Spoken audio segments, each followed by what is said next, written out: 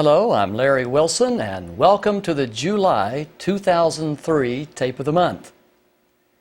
Today we're going to begin a new series titled The Book of Daniel. This is series number 213, and I hope you don't miss one segment of this seminar. During this seminar, I'm going to be referring to my book, Daniel, Unlocked for the Final Generation, as a study guide.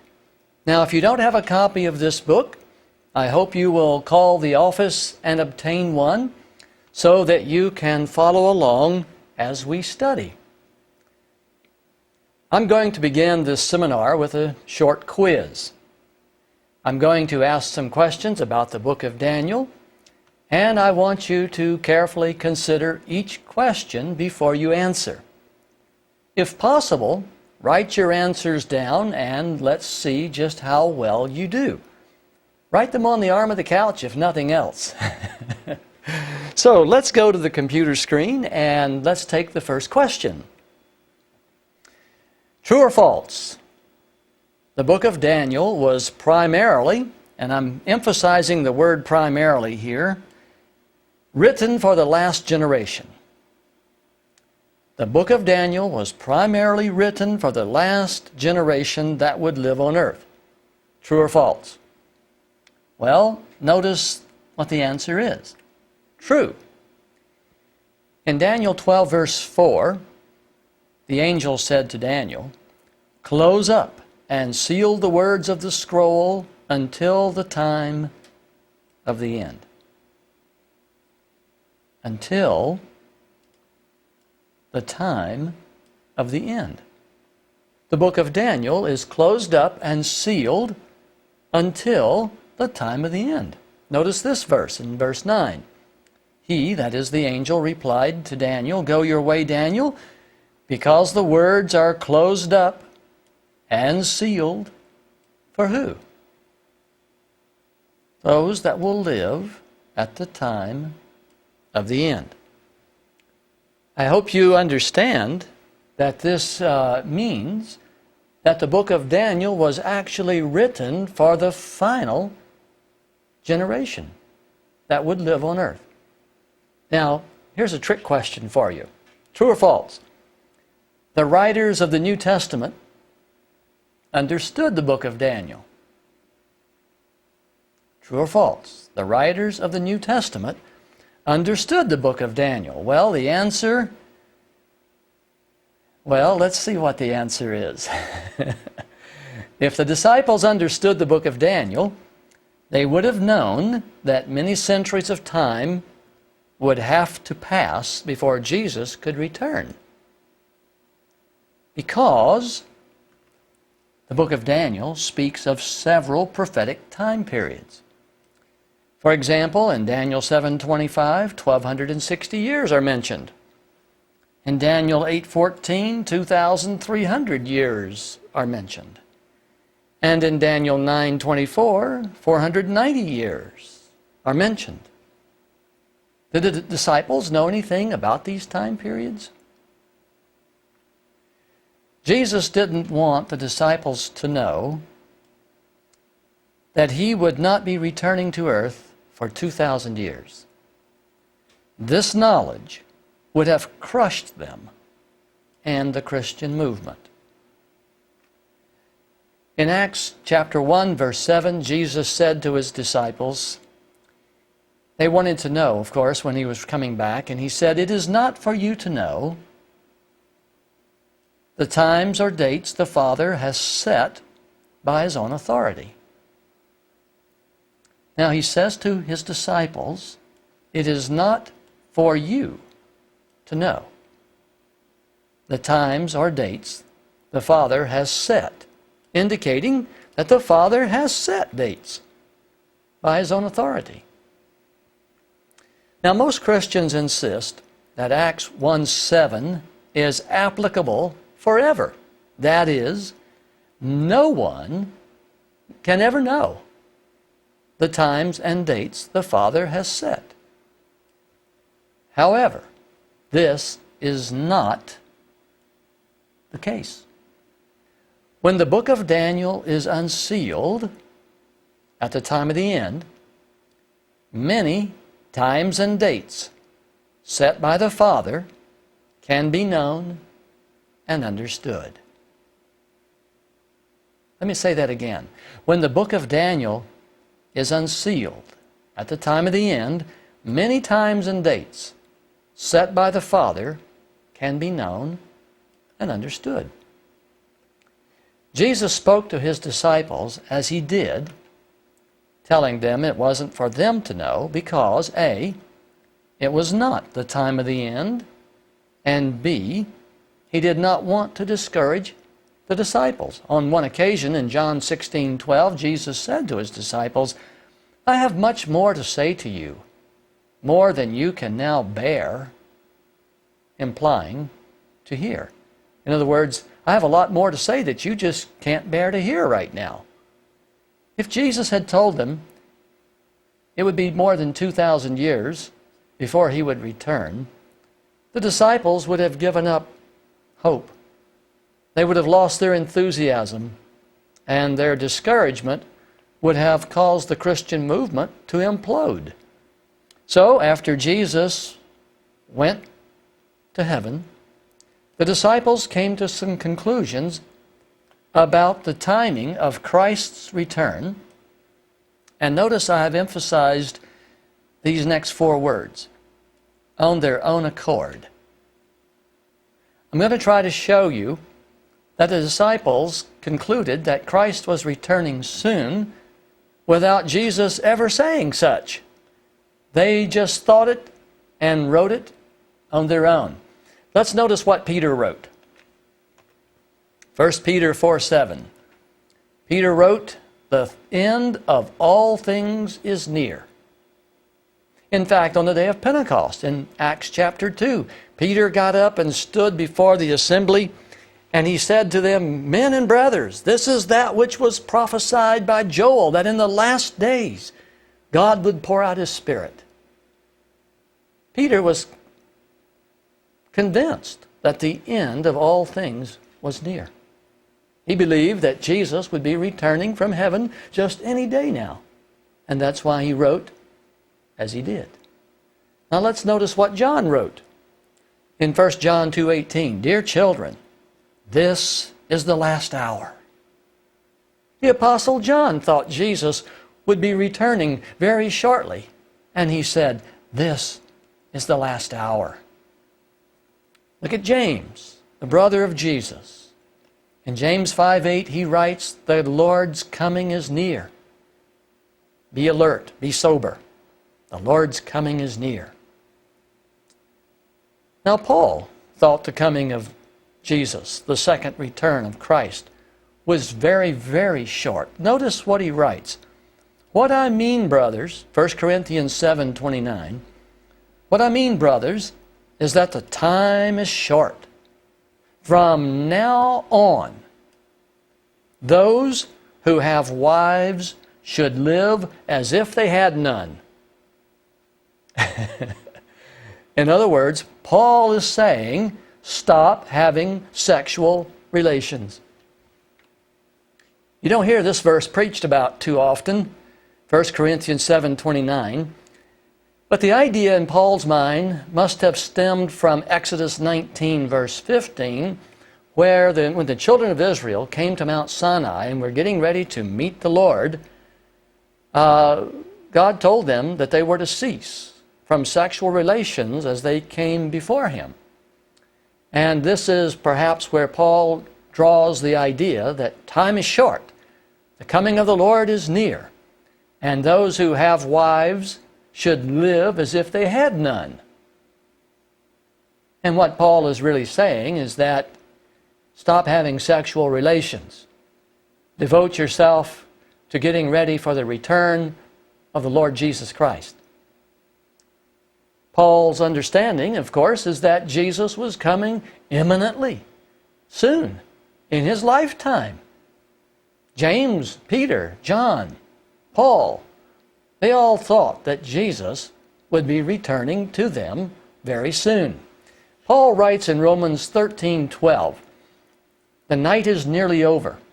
The day is almost here." talking about the day of the Lord. So let us put aside the deeds of darkness and put on the armor of light. Now, I want you to notice the use of the, quote, inclusive word we by the Apostle Paul as he talks about the return of Jesus. Let's go to 1 Thessalonians 4:15. Notice what Paul says. According to the Lord's own word, we tell you that we who are still alive and are left till the coming of the Lord will certainly not precede those who have fallen asleep in death. Notice again, we tell you that we who are still alive. Paul thought he'd be alive to see Jesus return. And he knew that the living would not go to heaven before the dead. So we will certainly not precede those who have fallen asleep. Now I'm going to say something rather bold, and I want you to give me a little grace until I can make my point, okay? Listen carefully to what I have to say before you turn off the TV. The disciples thought Jesus was coming back right away. All of the disciples thought wrong. That's right, they thought wrong. They did not know that Jesus would delay his coming 2,000 years.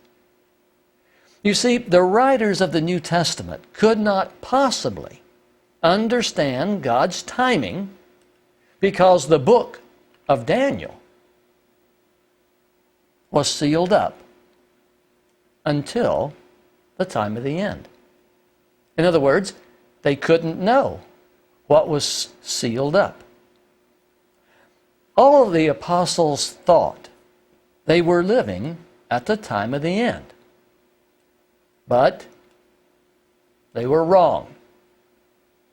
They lived 2,000 years ago, and 2,000 years ago was not, I repeat, was not the time of the end.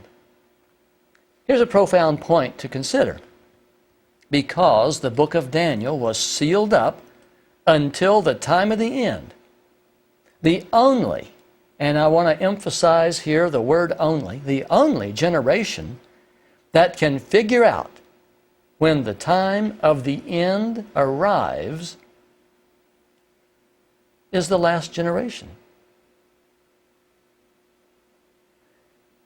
The final generation can know something that Bible writers could not know because of the book of Daniel. Here's a point I want you to ponder. Many Bible writers share a common error with respect to timing. They all thought they were living in the last days. From the New Testament, Peter says, the end of all things is near. He wrote that almost 2,000 years ago. John says, this is the last hour. He wrote that almost 2,000 years ago. James says, the coming of the Lord is near. He wrote that 2,000 years ago. Paul says, stop having sex. That Jesus is coming. He wrote that 2,000 years ago. Paul says, the day is almost here. The night is almost over.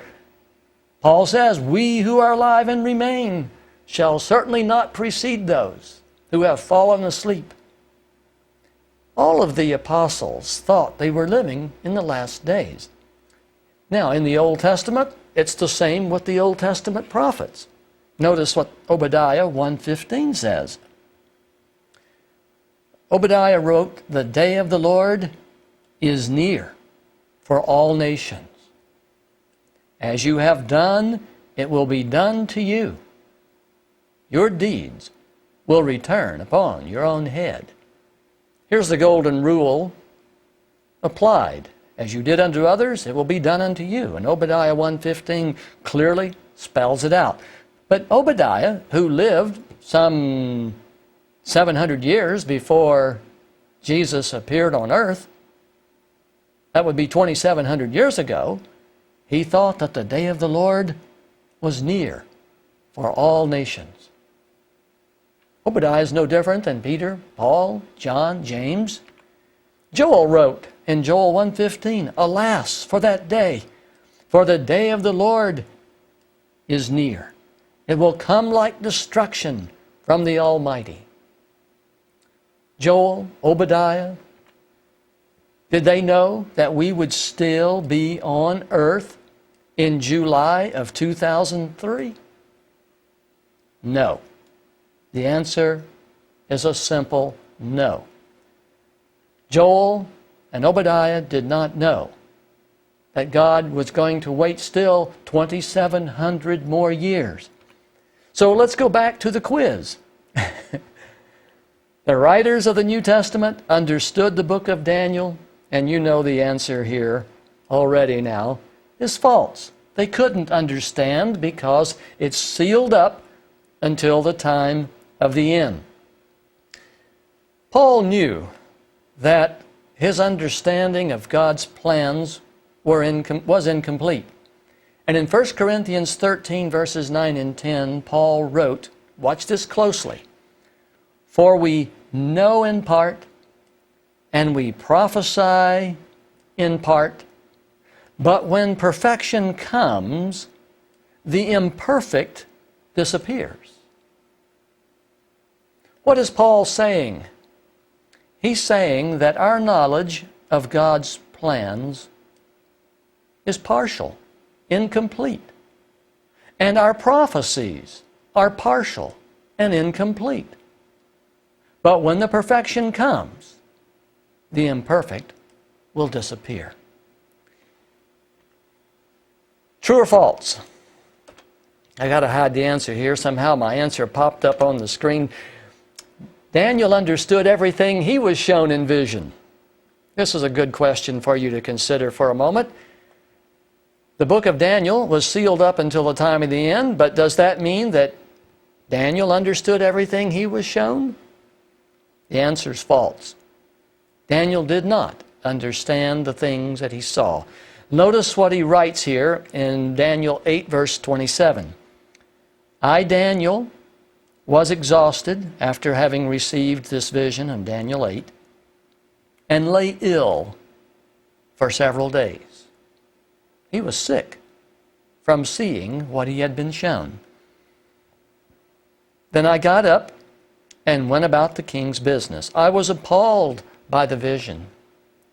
It was beyond understanding."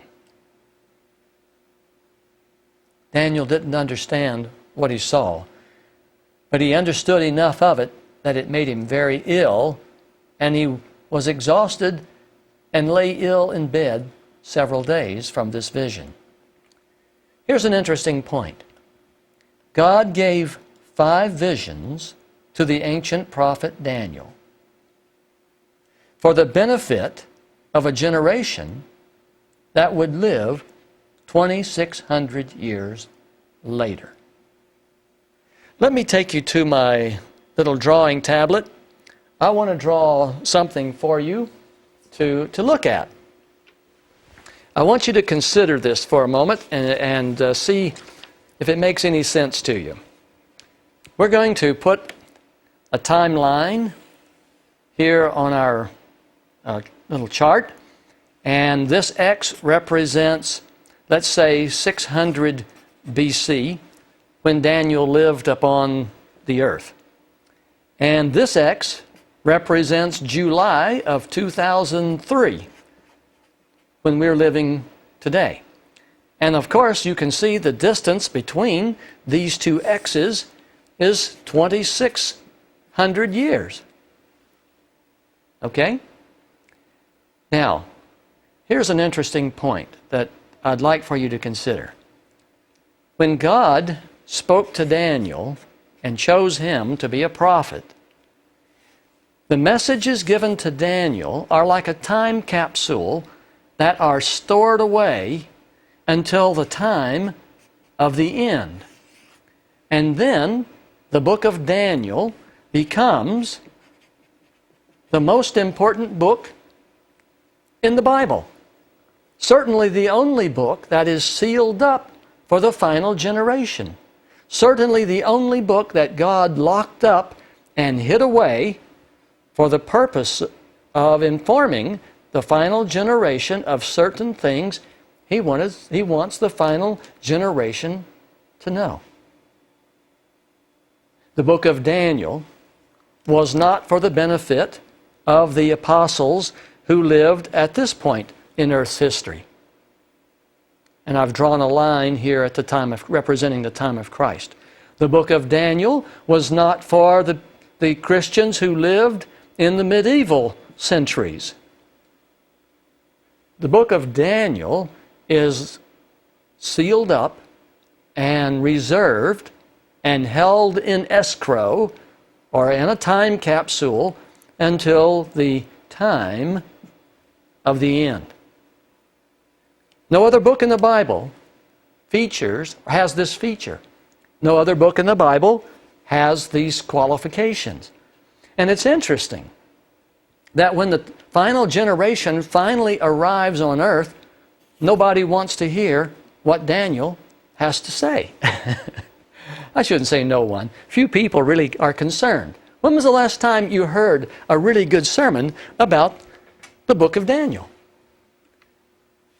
God gave 5 visions to the ancient prophet Daniel for the benefit of a generation that would live 2,600 years later. Now, this doesn't mean that certain things in the book of Daniel can't be understood. Let me show you a dream that King Nebuchadnezzar had. Here's a crude little animation that I've made.